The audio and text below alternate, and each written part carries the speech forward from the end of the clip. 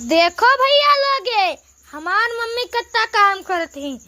Mummy रोटी कैसन बनत बा? अब हम का जानी कौन भाषा तू बोला तो बतावा ना, भोजपुरी भाषा बा।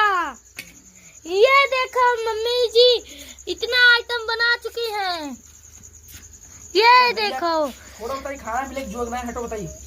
ये है प्याज, ये है चावल, ये है रोटी, ये है दाल और ये है करेला और ये है मसाला और ये है भरुआ।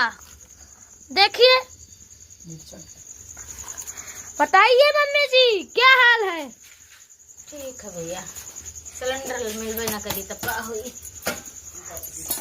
15 दिन के पहले ना सिलेंडर का 15 दिन पहले गैस बुकिंग होगा है, OTP भी ना मिला है। अब देखो कितना भैया लोग राजनीति चलत है।